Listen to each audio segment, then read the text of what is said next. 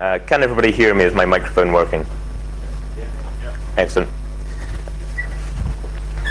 As I say, Kubuntu is an excellent project in my humble opinion. It's the best community within Ubuntu. Ubuntu is a project, has a number of flavors, Ubuntu Unity and Lubuntu and Xubuntu, so forth. Kubuntu was the first community-made flavor that I started, and it's got the strongest community within Ubuntu, in my humble opinion. And it's a great community to be part of because you have good fun for 6 months developing this project, and then you get flown out to exciting places like Orlando here, and you get fancy hotels, and you get the sun and get to swim around. And of course, we spend the week working really, really hard on the next version of Ubuntu and writing specs, and we're in long, tough sessions all day long, and it's a lot of hard work, but we find it rewarding, and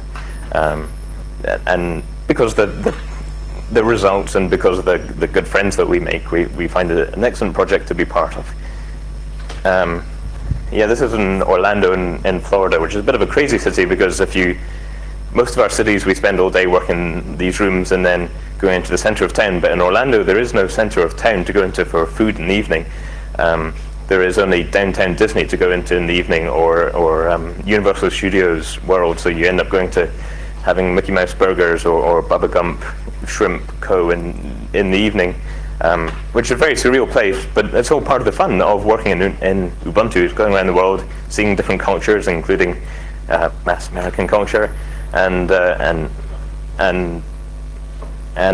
being able to enjoy it and experience that.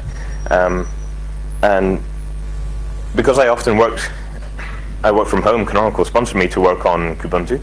I didn't actually need an office. I didn't have any immediate colleagues. Didn't feel lonely at home because you get to talk to everybody on the internet. That's all good. But people often said, why don't you go off and work on a Caribbean island somewhere? So instead of going home from Orlando, I went to Guadeloupe here. Which, does anybody know where the edge of Europe is? Does anybody have a euro note?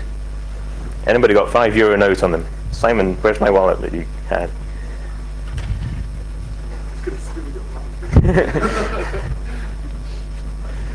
Well, anyone. Here, pass this one. So if you look on the back of a euro note, there's what you normally think of as Europe, but also down in the corner here, there's random little bits which are also Europe, and turn out they're physically actually on the other side of the world, in the Caribbean or in South America. But they're random parts of France, which are part of the European Union, and on the other side of the world. Here, pass that back.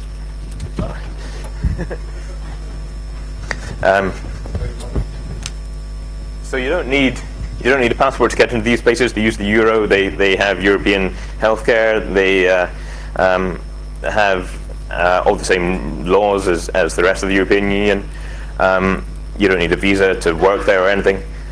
So I thought, why don't I just go there? So I did just go there, and it was great fun. You could sit on the beach all day and drink tea punch, and c'est la France, mais c'est pas la France. It has a different attitude to life. People are a bit slower, a bit more relaxed, a bit more paced, a bit happier, a bit more fun. And there's a rainforest. I could walk out up the road from my house and explore the rainforest, which is incredible. If you've ever been in one, as the sun sets in the night, the frogs start squeaking, and there's millions of frogs all around you. It's the loudest noise that you've ever heard, just frogs squeaking away. It's quite incredible.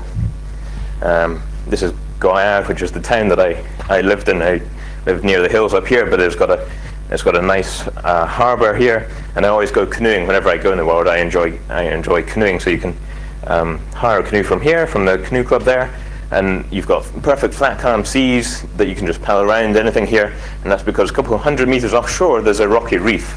If you're standing there, come over this side. There's loads of seats over here. You can just come in the other side. So there's a rocky reef. So all the surf coming off the Pacific crashes onto that. So if you're a surfer, and I certainly am, and I went surfing there every day, then you've got perfect surf every day. But if you just want either beginner stuff or you want plain exercise stuff, you can paddle around on the flat water. It's beautiful for anybody who loves that stuff. there's a road that goes around the island here. Like most of these islands, it's got a single road that goes around the island. There's a dual carriageway road that cars belt round, and roads come straight on here, and I would come up here.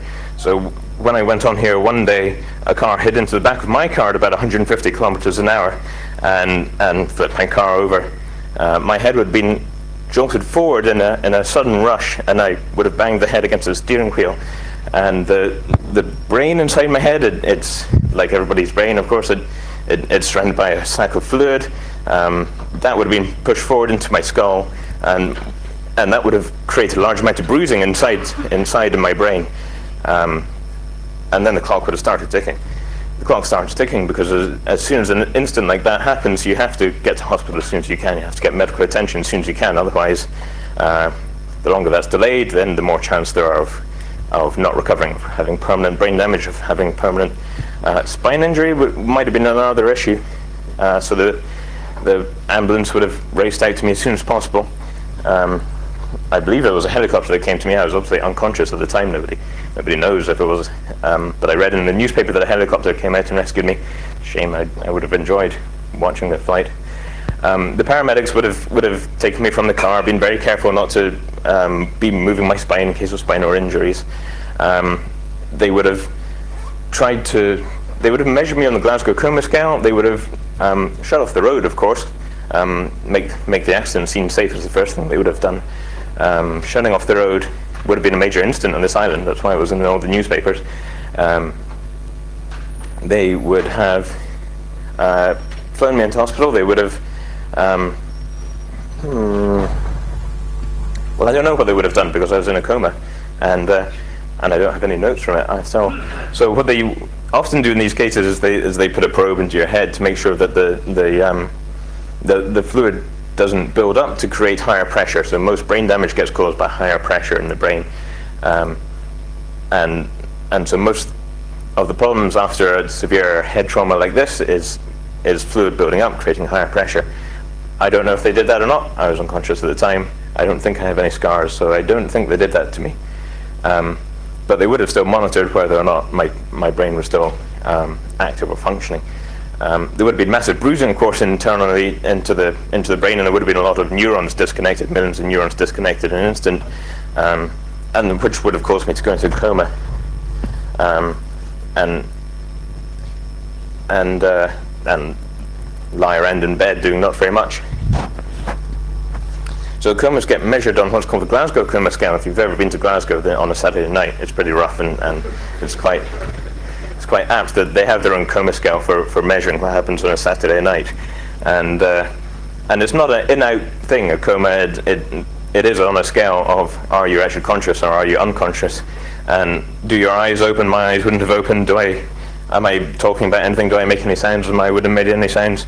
Do I respond to movements? So I think if you're all the way down here, then your chances are you're going to be dead. So I would have been around about 3 on the movement stuff. If they poked my arms or they tried my reflexes, then things would have moved.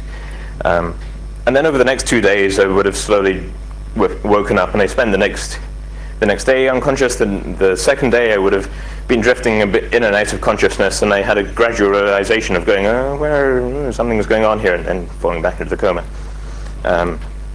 I vaguely remember the nurse trying to speak to me, but since I vaguely remember it being in perfect French when I spoke to her, that can't be true because I don't speak perfect French, unfortunately.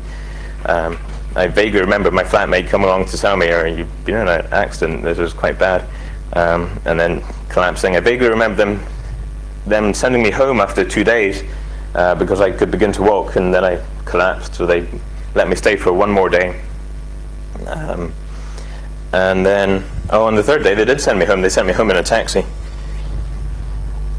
Yeah, not unfortunately. Canonical one. They sent me home in a taxi with all my notes, so I don't know what happened in the hospital because I was woozy at the time and I left my notes in the taxi.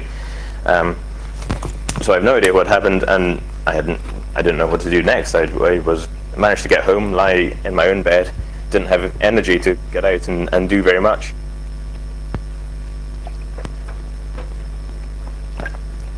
Unfortunately, Canonical 1, another fine reason to work on Ubuntu as a project, getting the occasional private jet flights anywhere you want, it didn't come out and rescue me. Mark had other things with it, so I had to get on a public airplane, get myself home, which is pretty difficult to do when you're only just about conscious and can only just operate a computer. Had to go to the police to get the all clear to be able to leave the island, because they didn't know whose fault it was. Was it my fault? Was it his fault? Was I drinking at the time? I had alcohol in the car. Maybe I was boozing or something. But eventually I convinced them that it wasn't my fault, or at least not enough that anybody would care, and that I wasn't boozing at the time. I had to go to the car hire company and kind of apologize to them and get my stuff out of the car, and managed to get a public flight home. Back in Scotland, the hospital there gave me an MRI scan, which is has anybody ever had an MRI scan? These machines are incredible. Any sufficiently advanced technology is indistinguishable from magic, and these machines are pretty much magic. I mean, they're giant machines with giant magnets, and the giant magnets, they resonate at the exact resonant frequency of hydrogen molecules in water, and they can use that to build up a 3D image of inside your head, which is incredible. Slightly daunting experience when going into one. I wouldn't want to do it as a young child being ill. That would be horrible, but I found it really fun and interesting. This isn't my MRI scan. This is the MRI scan of another guy who gave a talk called "What's Going On in His Head," and he's got a couple of bits there where the blood isn't flowing in the head, so he's actually got brain damage that will never be fixed. They said that I didn't have any bits like that, so I still have a fully functioning brain with just disconnected neurons and bits that are bruised, so full recovery may or may not be possible, but nobody knows. Doctors, so little is known about the brain that nobody knows if, when an incident like that happens, if they'll recover or if they'll not recover. Nobody knows how fast they might recover. Nobody knows if they might recover over 1 year or over 10 years. And even the terminology used for brain injuries, there is no consistent terminology. So concussion, head trauma, brain injury, acquired brain injury for ABI. There's a couple of other different ways to refer to it. Mild brain injury, so depending on who you talk to, it could be severe head trauma because I was in a coma for a day, or it might be a mild brain injury because I can still stand up and function and work, so it's not a severe brain injury, but the terminology is completely it's completely fluid because nobody understands what goes on in the brain, and there is no way of saying, there is no dividing line between are you just a bit concussed or are you actually brain damaged. So all those terminologies, they actually just mean all the same thing. So I went home and I lay on my back and I recovered over Christmas and Hogmanay, and I watched box sets. I watched box sets of House and a few other things. The only time in my life when I ever spent time watching box sets, because usually I have better things to do, but the only energy I had to do was watch television. And I watched a lot of House because it's good telly program. Also, I started acting a lot like the character House because he is a grumpy bastard who doesn't feel the need to say please and thank you and excuse me, and I didn't have the energy to say please and thank you and excuse me. When you're recovering from a severe trauma like I had, your instincts take over, and your rational mind, anything that takes time and thought and a bit of energy, that just goes out the window. So I ended up being a bit of a grumpy bastard and not being very nice to people, but fortunately I had good friends and family who were able to look after me. I also gained an interest in psychology because at the time, of course, I was lying there thinking, and the only thing I could think of was what's happening to my own brain, what's happening to my own psychology.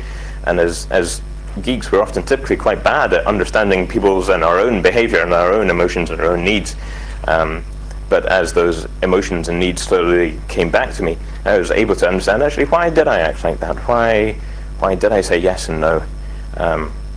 What is the separation between the rational mind and the instinctive mind? And typically the instinctive mind works a lot faster because it's a lot more primitive in terms of evolution than the rational mind. So noticing when it was that the instinctive mind just made me do something, then the rational mind made me agree to it, or the rational mind made me go, no, actually I don't want to do that, I want to do something else instead. So I know a guy who's a wheelchair user. He's paralyzed from the waist down, and he says that being disabled is the best way to learn how to understand how the body works. Oh, that muscle does fit into that thing, so that's why I do need that muscle in order to do this action. He says it's a pretty horrible way to understand how the body works, being disabled from the waist down, and it's a pretty horrible way to learn how the brain works, but it's a pretty successful way to learn how the brain works, having it completely broken and reset. And it's a lot like Windows 95 as a metaphor. When you're going out in a coma, that's like pulling the power out of a machine running Windows 95 and then boots back up slowly into a safe mode. So you start off with no rational thinking abilities, and those eventually come back as the safe mode turns into whatever normal Windows 95 mode is. I drank an awful lot of Iron Brew. If anybody's been to Scotland, we drink an awful lot of Iron Brew in general in Scotland. I drank 2 litres of that stuff in the morning, just because of the instinctive need of Iron Brew, and because it's got a lot of sugar in it as well. So my body would have been using a lot more energy. So a brain typically uses 30 watts when it's kind of at rest, and during that recovery phase, it probably would have doubled to about 60 watts in terms of energy. So hence the craving for sugar, which is possibly not the best immediate health way to recover, but sometimes you've got to do what your body craves and needs. So then I went back to work, and I work on Kubuntu, and I'm really smug that I did manage to go back to work, because people who get severe head trauma, 90% of them don't go back to work after 2 years, and I was back at work after 2 weeks, so I'm pretty smug about that.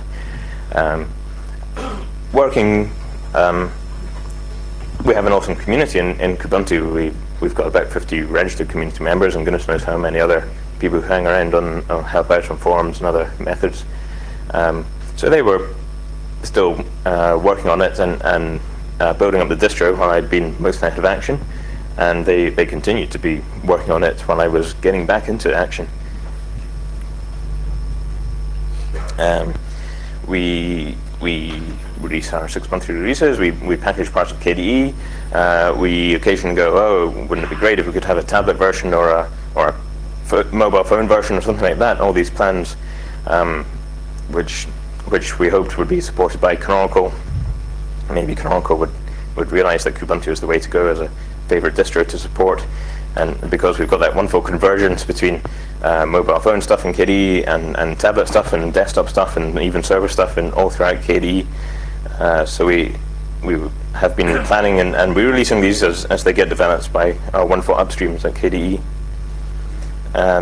Canonical also supports some other interesting projects like Launchpad and Bazaar. Any users of Launchpad and Bazaar here? Really? Wow, one, two, good. But then they dropped them, unfortunately, or put them into maintenance mode. They took all the developers off both these projects, which is a shame, but reasonably enough. There's like 2 people who use it, Bazaar. And while this was one of Mark's original plans for Canonical would be to take over the world by distributed revision control, but that's the original usable distributed revision control system. For whatever reason, it hasn't had much take-up in the world, and Git came along and it was much faster, which is a shame, because I worked on Bazaar for 6 months and I found it a really nice system to use and to develop on. And Launchpad as a code hosting site it's still, in my opinion, one of the best places to host your code, much better than SourceForge or Google Code. Does that still exist? But again, very little used. So Canonical dropped that, and Canonical also made my post at Kubuntu redundant. So they said they wouldn't sponsor me working on Kubuntu anymore. At the time, Canonical was going through a lot of restructuring, and they had obviously decided that they needed to make some money, which is not unreasonable, I guess. So they moved the developers around from these projects and moved Kubuntu, and told me that I couldn't work on Kubuntu anymore, which was a crying shame, which I had worked on for previous 5 or 6 years or so, and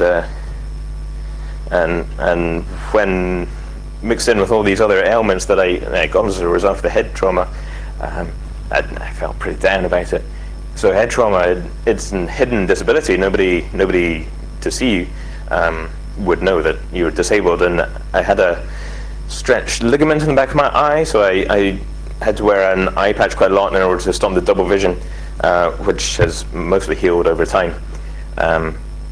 and so this is the only giveaway that I would have had head trauma, but because it's mostly healed, I don't wear the eye patch much anymore.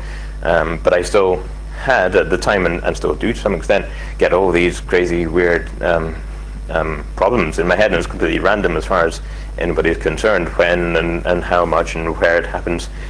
Feeling woozy, feeling buzzy, can't necessarily move my muscles very much, because if the body decides, oh, I've got to put more energy into fixing the head, then it takes away energy from being able to move any muscles. Having not emotions, any kind of mental depression, in any kind of illness, mental health is well related to your physical health to some extent, but when a brain injury, of course, it is exactly the same. So people who have severe head trauma often get anxiety and depression and all that kind of stuff, and I'm pretty smug that I didn't to any big extent, but I have felt fragile enough at times. Time speeds up is one of the weird ones, because your brain slows down when it's trying to recover, then the rest of the world seems to speed up, so days and weeks pass by. And a lot of memory lapses. What's that person's name? Where did I put my keys? The same kind of stuff that everybody else gets, but you get them a lot more, and it's a lot harder to think your way through them. Actually, where did I put my keys? Spend hours just searching for keys or something else that I should know where it is, which would happen in normal everyday life. It just happens an awful lot more and an awful lot harder to work it out when it does, when you've got a brain injury. So mix all that in with being told that I couldn't work on Kubuntu anymore is kind of a bit down. And the Kubuntu community here is everyone who's registered as a Kubuntu member. Did some soul searching, going, well, is there any need for this flavor of Ubuntu anymore? There are plenty of other KDE distributions out there, and we're only a sub-brand of the main Ubuntu brand. So in terms of mindshare, people who particularly aren't enthusiastic, don't care about free software and open source, they'll just go to Ubuntu because that's the main brand. So is there a need for this? Is there any purpose in it? Should we just give up and say fair enough and move on? Thanks for all the hot tub parties. Then I got a phone call. From a guy called Niall. He was a businessman who worked, I can't remember, any idea what he used to work in, Paul? He worked in something where he was worried that he was getting a black hat and was selling stuff for no use whatsoever. And he realized that there are all these awesome free software projects out there with business models just waiting to happen, just needed somebody to make those business models fit in with the free software developers. And people in the business world, they still use phones. I can't remember the last time I made an actual phone call talking to somebody for half an hour about something. But this guy is really good at making phone calls. He's no good at email and certainly doesn't do IRC, but he's very, very good at phoning you every single day to say, can we do a deal here? Is there some possibility for you guys to talk to you guys to be able to make some income? So he phoned me and said, do you want a commercial support service? And he phoned another company in England, do you want to provide a commercial support service for Kubuntu? And at the time I had people emailing me to say, oh, I hear Kubuntu its support is being dropped by Canonical. I depend upon this stuff, I need this stuff, I've just done a rollout at my school, and all these people I've told them they can get commercial support, where can I get it? So he successfully tried to put together a deal for commercial support. Unfortunately, then blocked by Canonical, who own the trademark to it and prevented it from happening for an awful long time, which was a shame. But gave me hope that, hang on, if this person's putting in so much energy, then maybe there is a need for this. If I've got people telling me there's a need for him to put in that much energy, then maybe I should put in more energy as well when I get it. Then I got an email from a guy called Clemens saying, I'm starting up a company called Blue Systems. I would like to sponsor your work on Kubuntu. And I was pretty skeptical about this, because it seems quite rare that somebody just wants to hire you back for the same job that you've just been made redundant from. And I was pretty reluctant to do it, because I was still recovering health-wise. It was a good time to change employer from Canonical with this could all go horribly wrong, whatever it was. What was he offering? Could go horribly wrong. But he kept emailing me and said, yeah, I'm here, and I just say the word and I'll support Kubuntu in whatever way you want. So eventually I had to go out and meet this guy. Does he really exist? I went out to Germany to CeBIT, to the massive conference out at CeBIT, and he does really exist, and he did want to help Kubuntu. And it turns out that he owns the biggest meat factory in France. So if you're a vegetarian, then Kubuntu might not be the distribution for you. But he sold off his shares in the meat factory and wanted new things to invest in and see if they worked. And one of the things is Kubuntu. So yay, that was great. So I thought, well, that's great. We decided to continue it. The community decided that there was a need for it. There were enough people saying, we want KD flavor in Ubuntu. This is the perfect combination of awesome software, desktop software, and awesome distribution. We use it, we need it.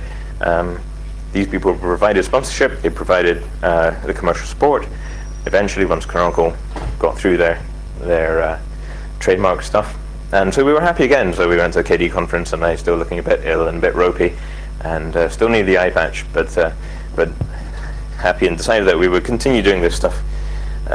So there's our friendly Kubuntu people at the KD conference in where's that? That was Tallinn, was it? In Estonia, and we managed to get some useful stuff done there and talk to our upstreams. It's very important as a distribution that I've always aligned Kubuntu to the KD upstream project as much as I can. I want Kubuntu to be a distribution that shows KD software at its best, because I think one of the reasons why I use KD software is not just because it's the first I happen to come across, or because the community is so awesome and cute and good looking, but because the software is so high quality. The framework that creates the software, Qt and the KD libraries, they are the best and easiest to use. And so working with KD upstream by just shipping KD upstream and making sure any patches go upstream, making sure that we don't put too many changes in the distribution. Any changes we put in the distribution must also go upstream first. Means that we get the best experience for our users. And then we had another UDS in Denmark this time, another crazy hotel, massive big hotel in Copenhagen. And because of the extra sponsorship from Blue Systems, we could sponsor our own people to come out there. So Canonical still sponsored half these people to come out there, and Blue Systems sponsored the other half, and we could get smart shirts, and we could look like a real presence within the Ubuntu community. We weren't just hiding in the corner. We were out there promoting ourselves as the main community part of Ubuntu. So we made another release, console release, and life was good. Life was good. And then a couple of announcements from Canonical sort of made that not quite so good. So Ubuntu Developer Summit, which, as I said, was one of the highlights of working in Ubuntu. That you get shipped out to Sydney here, and you get to meet different cultures, see different parts of the world, and work on Ubuntu with your favorite people. In this case, it was all in one room. So back then we could all fit in one room, and then it ended up all fitting just about in one hotel. An incredible big event that was happening. They got cancelled, so Canonical said, well, we're not going to fund this anymore. They found some rubbish excuses about increasing inclusion, why they should turn it into an online-only event, which seemed an awful lot like finding an excuse to fit the lack of a budget for running these things. And that made us go, oh, Jings, how are we going to run a community part of our software without a community meeting? Canonical could still afford to have their own people go to their own meetings, but the community that made most of Ubuntu wasn't able to meet in person anymore, which is a big shame and took away an awful lot of what made Ubuntu. And then Ubuntu, the distribution, which started out as promoting GNOME and community-made software and having naked people on the cover and being being very friendly to enthusiastic crowds like the ones here, they ended up developing their own desktop, so dropping community-made software from a lot of what Ubuntu does. They made Unity, which is their own desktop to replace the GNOME stuff, and now they're making Mir, and so they announced that they're going to replace X with Mir, which is insane, which is crazy. So they're moving away from any community-made software, which is just such a shame, because it destroys an awful lot of what made Ubuntu made it fun to work on, was that it was community-made. And And so now that they're planning to move to their own display server, well, we thought, can Kubuntu continue again? We can't meet in person anymore, and we don't even have a display server to work on. We won't get support from anybody else within the Ubuntu community when they replace it with Mir.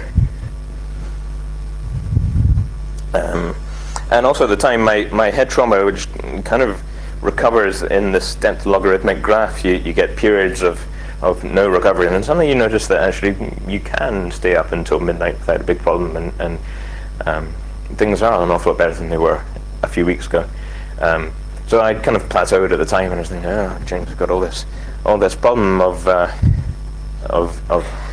Canonical moving away from the community, and then me being a big part of the community that suddenly they're really moving away from.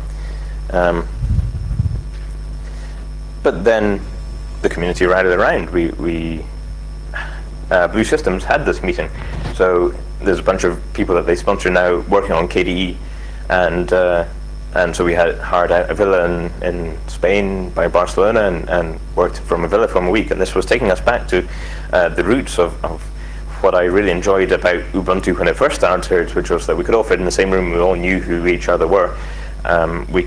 We could work on a similar kind of project working towards a common goal. In this case, the goal was porting KDE to Qt 5, KDE Frameworks 5. So we've got KDE libs, which is quite big monolithic libraries that add on to the Qt library for making GUI applications, and KDE Frameworks 5, which modularizes that. So it splits it all into 55 different bits. So if you develop Qt, you can just take whichever bits you want, and that doesn't add a big, huge dependency to your application. Talk about that in the desktop room 5 o'clock today, something like that. It's going to be great, you should go. So I really enjoyed working in there. And then we had another academy, and these continue to be incredible. I mean, does this happen in the real world? If you work for Microsoft, does this happen? Maybe it does, but surely not as often that you get to have rooftop drinks in front of the Guggenheim Museum in Bilbao. This is gorgeous. And that we could sing and dance on the party at the stadium in Bilbao, the party afterwards. So we had because the sponsorship from Blue System, we had a number of extra people there from Kubuntu, so we were able to have a whole day dedicated to Kubuntu and planning our next releases or our next 6 months of work or so.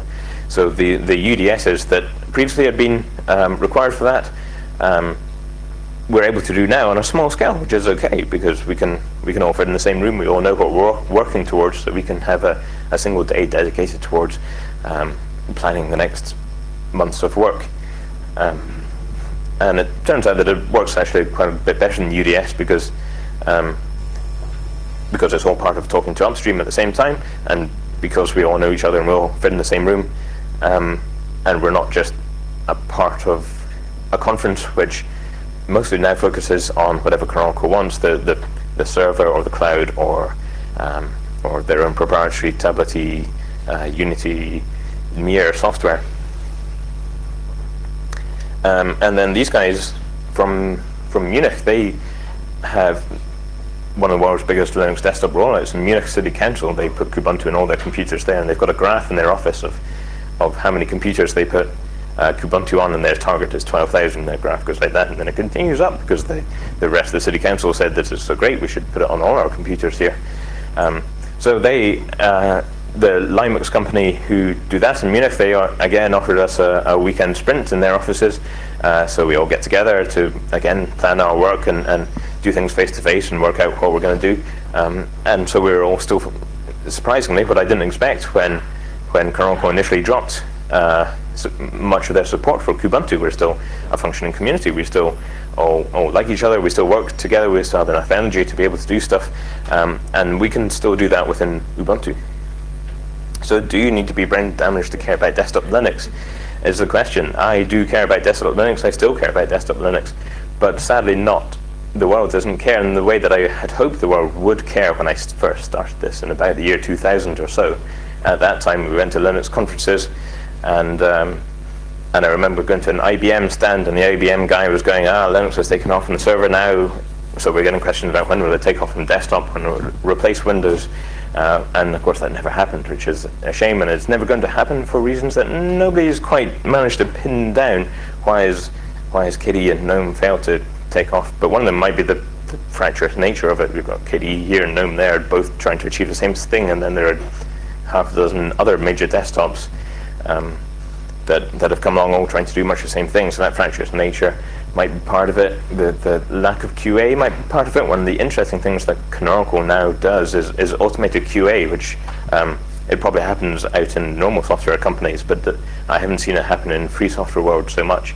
And Canonical's put in a lot of work to get automated QA, so every day the Ubuntu build gets automatically tested by machines, and that helps them an awful lot. And unfortunately, we have some of that in KDE, but not as much as would be nice. Why else has it not taken off? Well, there's no integration with the hardware manufacturers. So again, Canonical tried that an awful lot, getting people to integrate with the hardware manufacturers. A number of other companies have tried that and not quite succeeded for reasons that nobody quite knows. And then Google came along and have done it with Android and with Chrome as well.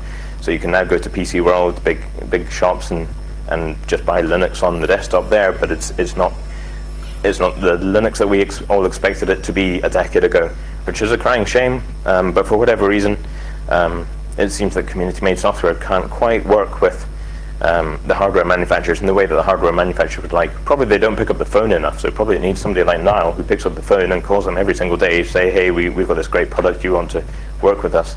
But we're not very good at doing that, so for whatever reason that hasn't taken off. And in Kubuntu we still have the problems of Mir, which has been put off for the last 2 Ubuntu releases, but may well happen the next release. And when they change display server in Ubuntu, will Kubuntu be able to maintain either X, or will we go to Wayland? But then do we have the knowledge and the time and the energy within the Kubuntu team to be able to maintain that? It's still completely unknown, so it might all still fall apart in the next year. We do have an exciting year for Kubuntu. We've got a long-term support release in April, so we're working on that now, trying to remove as many bugs as we can, trying not to add any features, even though it is tempting, in order to make it good enough for long-term support. But then after that, we've got, do we switch to Wayland? Quite possibly we do. Do we switch to KDE Frameworks 5? Do we switch to Qt 5? Quite possibly we do, and we will. But that will probably need a lot of work to make sure that it works correctly with the current generation of KDE software, and that it will work on Wayland. And what happens if you have Ubuntu running Unity on Mir and install Kubuntu? Will that suddenly install Wayland? And how do you pick which display server? All of these are completely unknown, and well, it's going to be an awful lot of fun to find out how it all happens. So do come and join us. We're an open community that anybody can join. That's the end of my slides.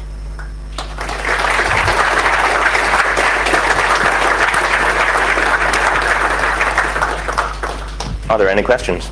Hang on for the microphone if you have a question, folks. Please raise your hand. One here. All right.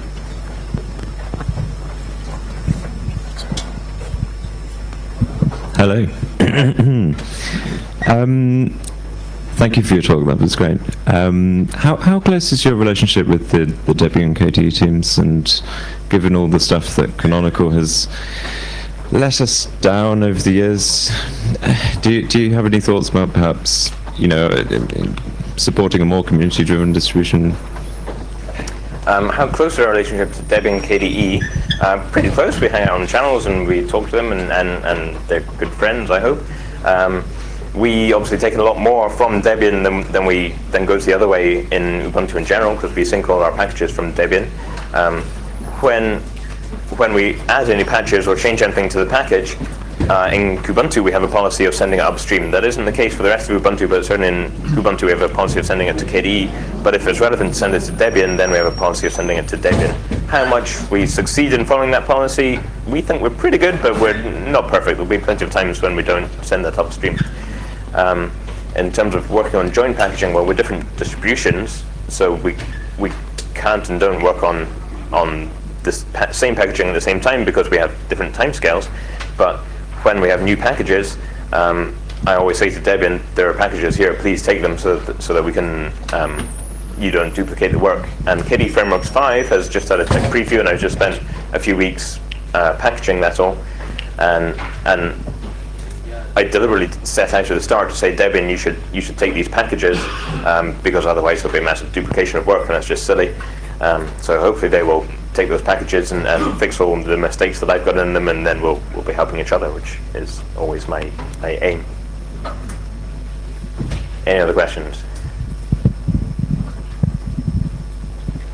If you did decide to change the base distro that you work from, is the community cohesive enough to take them with you? And in particular, the user-based places like Munich, could you take them to a different distro or even a different operating system? Because presumably they care about KDE and the desktop rather than what goes on underneath. So should we change the distro, or would it work if we changed the base distro? Maybe, but probably not.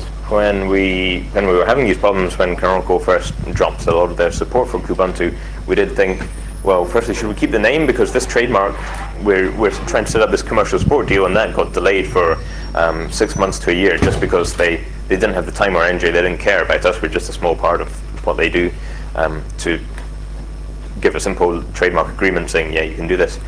So we looked at changing the name, and we brainstormed and we came up with a good name, and then Mark Shuttleworth said, no, we'll kick you out of the project if you do that.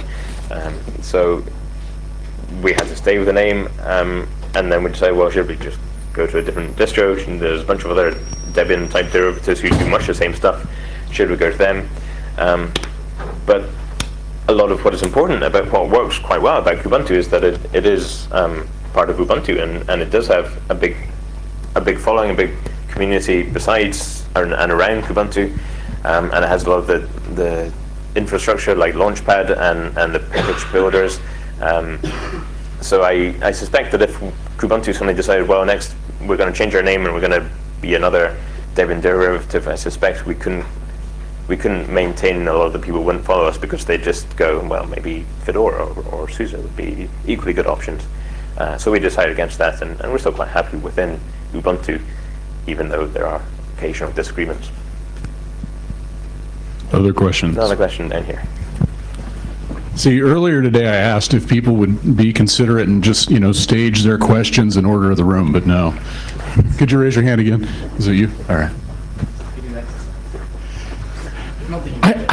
Yeah, watch him backpedal. Thanks. Thank you. So you seem to have weathered the challenges that have been thrown your way pretty well compared to a lot of the other teams within Ubuntu. I'm thinking of the other flavors and perhaps the Motu team as well. Do you have any advice you can give these teams as the things they can do, the lessons they could learn from Kubuntu, and how they can reinvigorate themselves maybe? So as I say, in my humble opinion, we're the most successful and active community team within Ubuntu. I could be entirely wrong. I could just not be hanging out in the right IRC channels or on the right mailing lists. But in order to increase that, well, it's important that you have a community council, for example, and you have quite frequent meetings. It's important that when somebody comes into the channel to say, hey, I'm interested, how can I help out, that there's somebody there who can respond in time, and there's a list of things that they can do. So you can say, hey, let's just look at this list. Are you interested in this kind of thing or this kind of thing? I can give you a tutorial on how to do this kind of thing.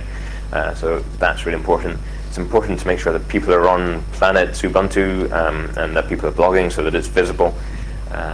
It's important to have face-to-face meetings. Again, getting rid of the UDSs, I think that will have been quite demotivating for a lot of people who were previously Motu and the community contributors to Ubuntu packaging. And yeah, there might be interesting ways to work out how to sponsor that kind of meeting.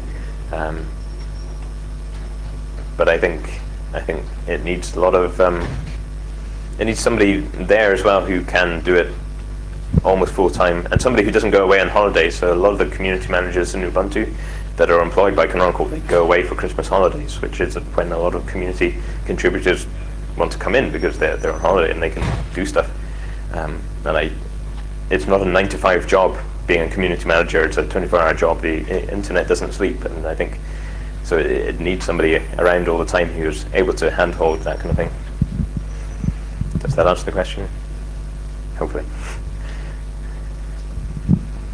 I remember a few years ago, near the beginning of the Ubuntu project, Mark Shuttleworth came on stage, and I'm sure I remember he very sort of ostentatiously took off his jacket to show he was wearing a KDE t-shirt. to proclaim that he supported KDE as an equal player within the community, and he was generally wanted to be seen as a supporter of the community. I love Debian and I just want to help it, was his spiel early on. And that seems to have evolved into something quite different. And if you look at his recent blog postings, there tends to be quite a lot of almost tetchy vituperation when it comes to engaging with the community. What's changed? Has he become disillusioned such that the whole of Ubuntu is now a disillusioned project? Should you be worried beyond just Mir, as was said earlier, and think about unhoisting yourself from what looks like he might lose interest in, frankly? Interesting question. I don't think he's going to. He's certainly not going to stop Ubuntu being a community project at any time. But will Ubuntu still be a friendly place for community to be able to contribute? Is slightly. It's still a bit unknown, because when Mir comes in, might that destroy an awful lot of community-made software? So when Ubuntu first started, there wasn't a definite business plan for Canonical. There wasn't a definite way of, this is how we're going to make money. This is where the value is going to be added, and so forth. So he did do an awful lot of being nice to GNOME, being nice to KDE, being nice to other upstreams, and then it didn't take off. There weren't OEM manufacturers who shipped with Ubuntu on it. Dell did a little bit occasionally, but that kind of fell away. And then Android came along, and now everybody runs Linux on their mobile phone on Android with open source, but not really community-made software. So my suspicion is that he's seen that happen, and that he's seen Canonical and other companies not work out in the community-made software world, and has been moving towards in-house made software.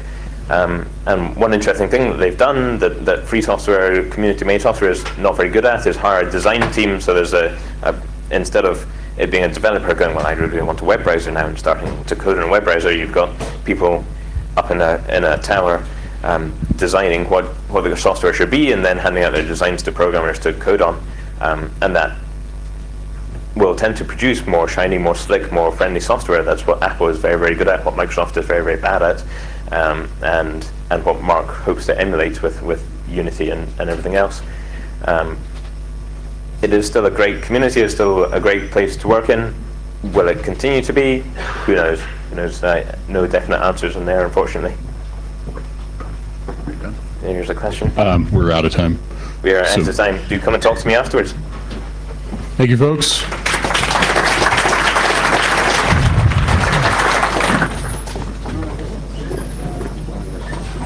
Good morning.